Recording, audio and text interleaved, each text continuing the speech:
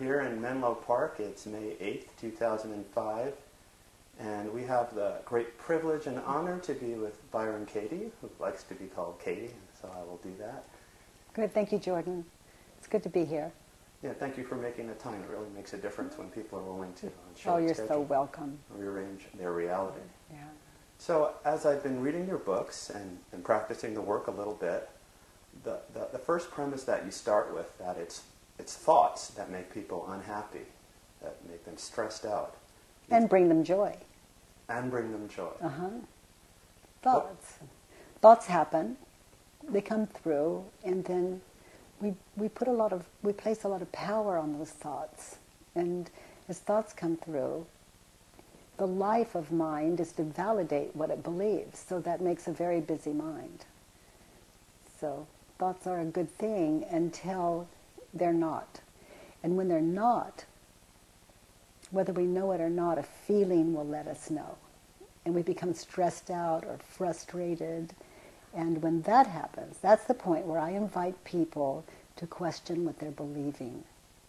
Because until they do, every time that thought enters, or a thought like it, stress is going to reoccur. And we live our lives out of what we believe and our feelings. And then we react out of that. And, I work with a lot of people in prison, and they're there because they've lived out of their belief systems. So until we question our mind, as long as we believe what we think, our lives are lived out of what we believe. You give that example of the snakes and really being ropes. I've had similar things like that where, an object out on the back deck turns out, not to be a mountain lion. It's just a bucket.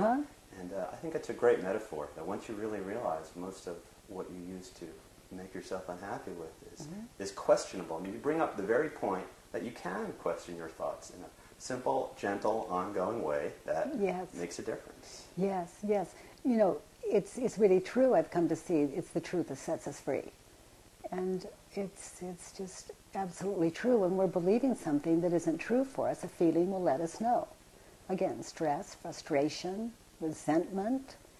So we question what I believe, and it shifts, it changes. And the next time that thought comes in, next time that thought visits, what used to cause stress, depression, joy lives. Absolutely. Same thoughts, laughter, rather than depression. Because underneath the thought always, as you like to say, is the fact that we are love.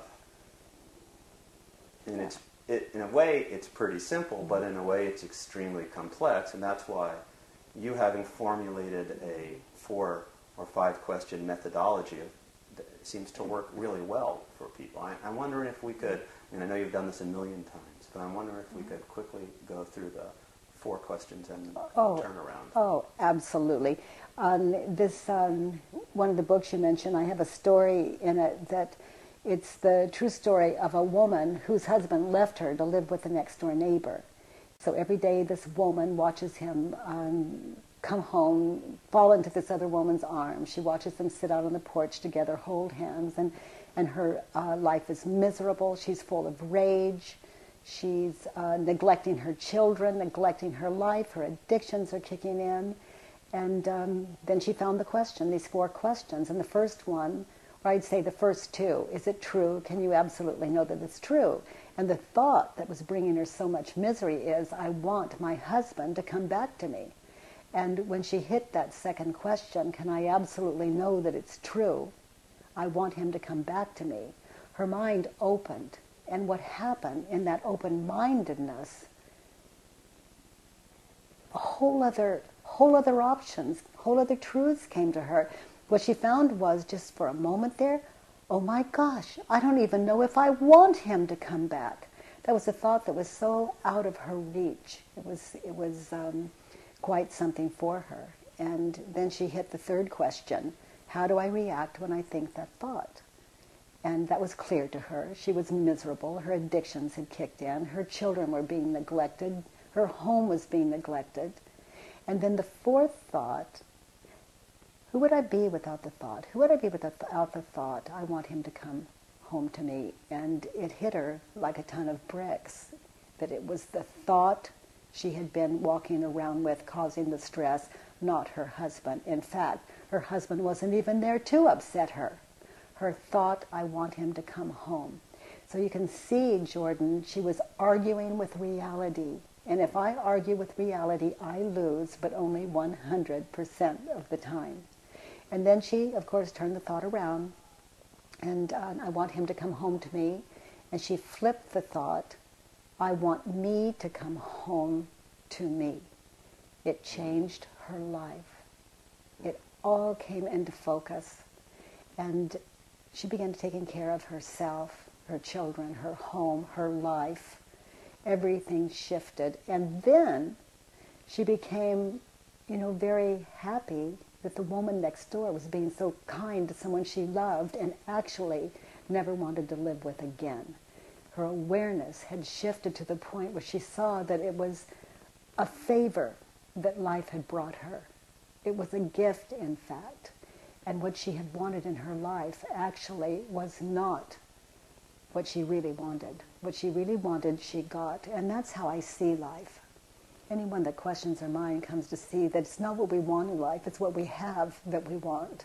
And that's true of every moment, and it's true of every human being. And until we can see that, our work's not done. We're simply believing what we think, and that is very, very painful.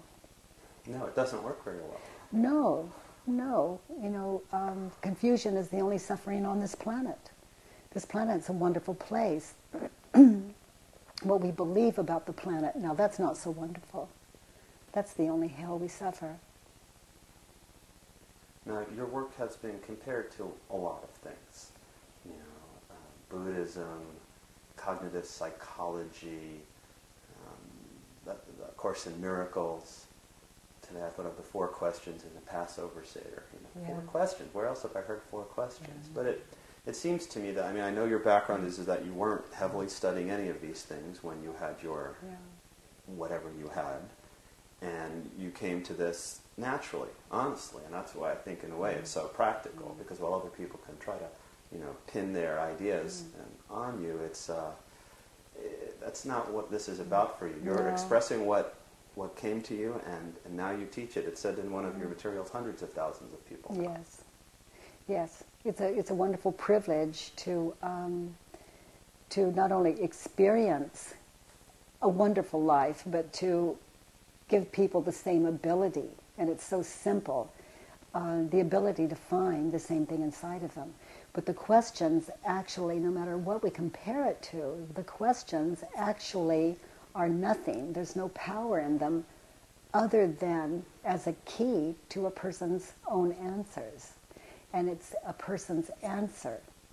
That's where the power is. Well, it's the willingness to actually do the work to start to unlock your mind. Because we have such powerful minds these days. Yes. And we're so, and that thing about, people would really rather be right and unhappy than be with what is. Yes, right and unhappy rather than...